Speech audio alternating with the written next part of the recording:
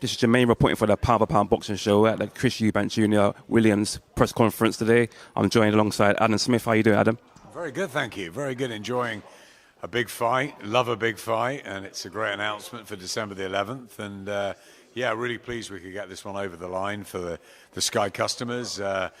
It's a big battle, and they don't like each other, and it's what the fans wanted. So, yeah, I mean, you have good days and bad days in boxing. There's a lot of unpredictable moves in this game, but this is a good day.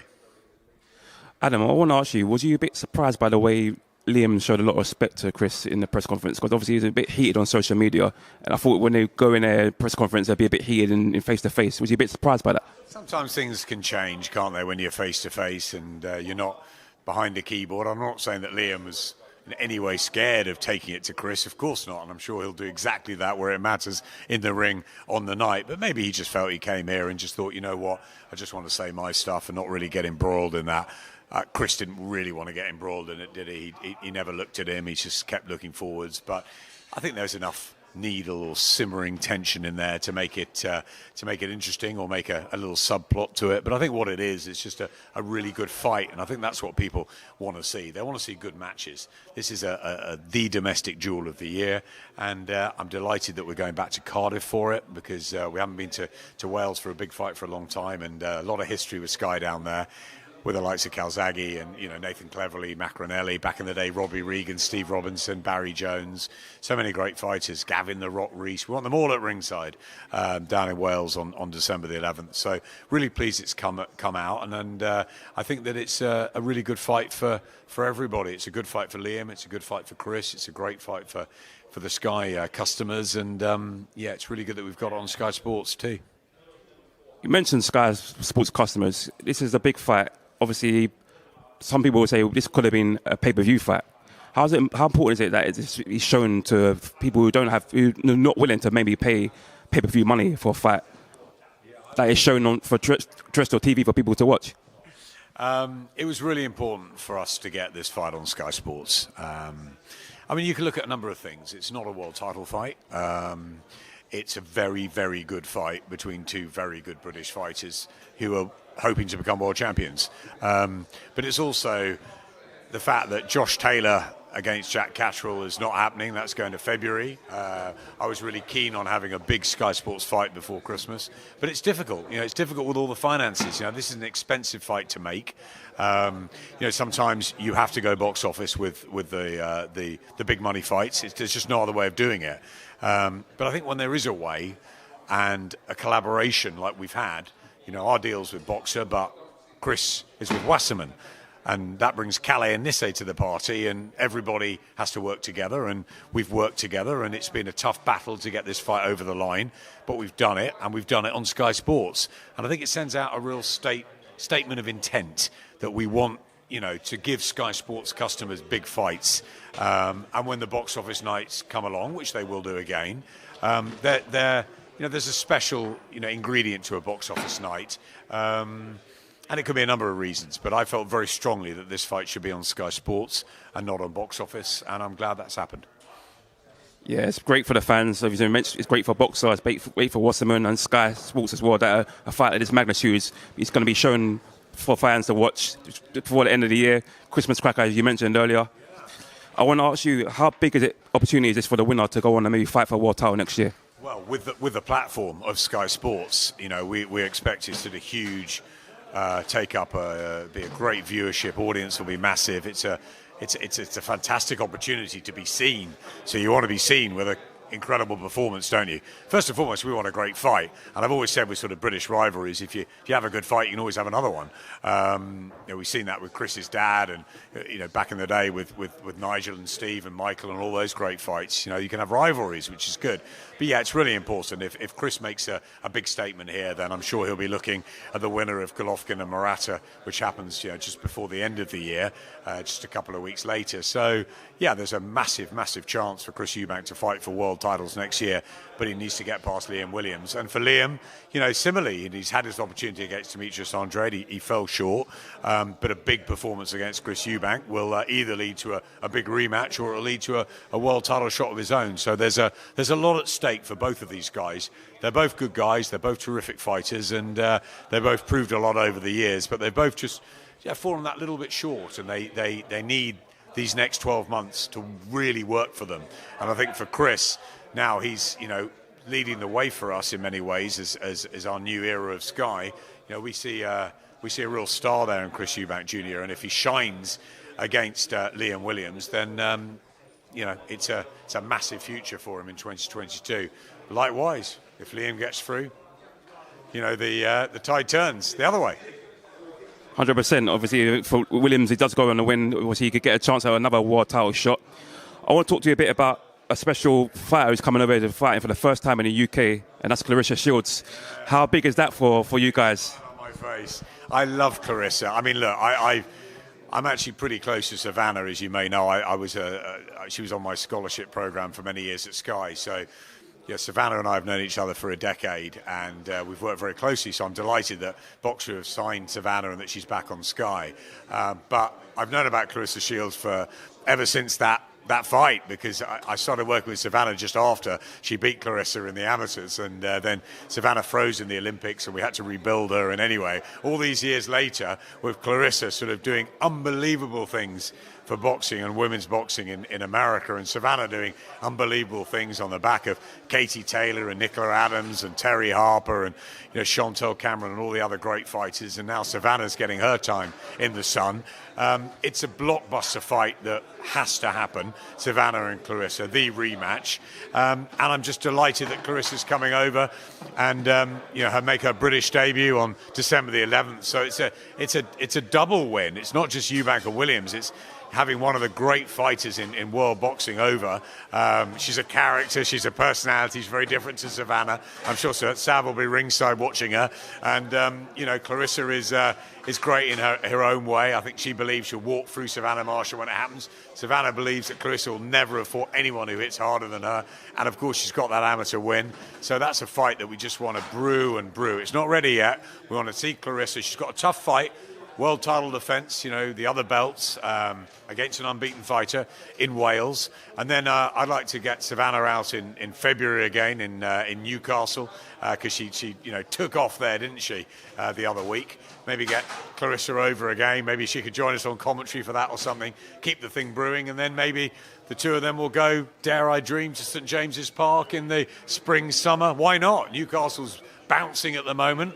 Let's dream. Let's try and get those two open air, maybe get one of the stands or a couple of the stands filled, and who knows what we can do up there. But the Sky Sports platform will help.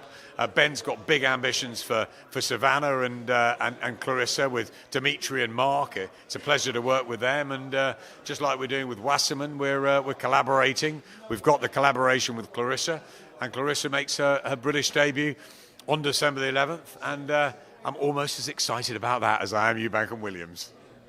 Brilliant. Let's look forward to this weekend. Massive, great show as well coming up. You've got Florian Marku fighting boxer as well coming over.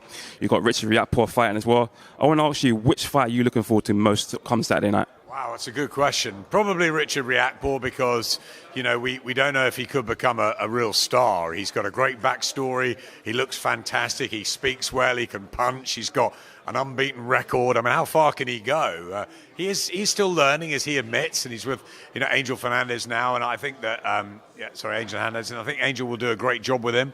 And it's like, I don't know. I just think that's probably the fight I'm most looking forward to, in that it's his biggest test today. But I love the Azeez and Burton fight for the British title. It's a terrific fight. I think Tyson will be down sort of cheering on his cousin. See what we can get with Dan Azeez. It's a great fight. And Yeah, all of them. Florian Marku back, and we've got Adam Azeez. Can't wait to see him. Both brothers, but Adam particularly just really excited about how they developed their journey. And Florian Marku had the Albanian support out. Yeah, Wembley's going to be rocking on Saturday night, and then we're going to go into the big show in Vegas, which has one of the great fights over that side of the pond in recent times in Terence Crawford and Sean Porter. So it's a marathon of boxing on Saturday over the weekend, and yeah, I can't wait. It's one to stay up for, isn't it? 100%. I'll definitely be staying up for that one. 100%. I want to talk a bit about another fighter who's going to be making a pro debut this weekend as well. That's Caroline Dubois. How much are you looking forward to seeing her making a pro debut? How big a coup is it for Sky Sports and Boxer and Wasserman for her making a pro debut with you guys? Caroline is a wonderful addition to the Boxer stable. I think if you asked me for my pick of 2 or 3 Olympians beforehand who we could land, Caroline would be on that list. I mean, there's many great fighters. We just saw they got a 6-medal haul, but I was really pleased Caroline came to Sky. She's very young. We could take her time with her, but she will be, I think, a wonderful addition to both Boxer and Sky over the course of the next few years. I think she's got everything. She's got talent. She's she's just a great human being. She's got obviously the story with Daniel and all the brothers and sisters that fight. It's fantastic. The whole house, I think, does. The Dubois family are a great family for boxing, and I think Caroline is going to be an absolute superstar on Sky. But we're going to go very, very slowly with her. We're not going to rush her. She's young. She'll want to rush. She'll want to fight for world titles in next to no time. But I think we've got to take our time with Caroline because we have time with her. But I'm really excited about making her, or help making her, into a superstar. Brilliant. Let's talk a bit, like you mentioned earlier, Crawford-Porter this weekend. Massive fight for you guys on Top Rank as well. How much are you looking forward to that fight? Because that's going to be a blockbuster. It's a cracking fight. Terence Crawford is one of. I mean, it's a big pound-for-pound debate at the moment, isn't it? If you look at the likes of Alexander Usyk, what he just did, and obviously Canelo, and moving up to cruiserweight, it's just unbelievable. So there's a big sort of wrestle for those pound-for-pound spots at the minute. But you've got to put Terence Crawford right up there. I mean, a 3-weight champion. He's been phenomenal in the last few years. It's a great fight. I expect him to find a way through, but Sean Porter will bring the heat, he'll bring the kitchen sink, he'll bring skills, he'll bring relentless ferocity in there, as he always does, and it would not surprise me if he can find a way to pull this off, over the course of 12 rounds. But you've got to lean slightly towards Crawford. It's just a great fight, and we've got to enjoy them while we've got them. Mandalay Bay the Golden Tower will be lit up in the early hours of Sunday morning for us here, and I can't wait for that fight. And I'm just delighted, and I want to shout out Todd Dubois here. I'm delighted with what Top Rank have brought us in our embryonic relationship. Boxer is a build, and we've had a really good start with some strong shows, but that's a longer journey. What Top Rank have delivered over the course of the last 7-8 shows have been absolute top draw, and let them continue doing that, and we'll be very, very happy. Thank you, my friend Todd Dubois. Brilliant. I want to look to a fight that potentially could happen next year. They met in Vegas this week, and that was Crawford and Josh Taylor. Josh Taylor come up to Crawford, congratulate him on his fight this weekend coming up. Could you see that fight happening at 147 sometime next year? 2 undisputed champions going at it. I hope so. I hope Josh has got a massive career in front of him. I mean, Josh Taylor's one of the great fighters in the world. Undisputed champion. What he did against Ramirez was incredible. Fantastic, winning the Super Series as well. Regis Prograis. He's gone from strength to strength. What we haven't had is Josh on our platform for a considerable period of time. That's what we need to now. Really, really excited about Josh, rejoining Sky at the end of February, but we're working with him beforehand on a lot of things. I know his ambition. I know what he wants to do. We want to put him in the marquee fights. He's good enough to fight in these marquee fights against the likes of Crawford and Spence and the very, very best in the world, because he is one of the very best, and he wants to prove himself. And he reminds me a bit of Joe Calzaghe back in the day, that southpaw style as well, but almost like underrated. And there's a real tenacity with Josh, and I feel that he feels he's been overlooked a bit. So let's get Jack Catterall first. That's a big fight in its own right. Let's see where we go with Josh, but there are big plans for Josh Taylor over the course of the next 2, 3, 4 years, and I'm really delighted that he's on Sky. So I'll be working closely with Josh to try and make those dreams come true.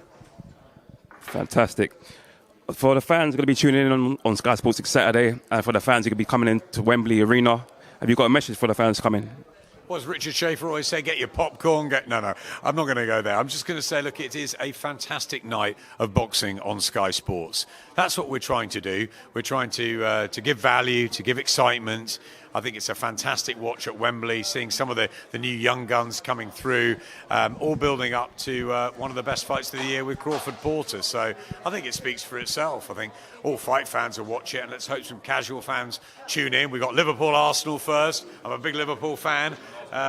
You're an Arsenal fan, there we go. Well, we'll be on the other side of the fence to each other there. But Adam Azeem's a big Liverpool fan, so maybe we'll get him on straight off the Liverpool game. But yeah, it's a great sporting time at the moment. Always is building up to Christmas, and we're looking forward to Saturday night and then beyond. And December the 11th can't come quick enough. Adam, thank you very much for your time. Nice chatting to you, and all the best for Saturday. Thank you. Cheers.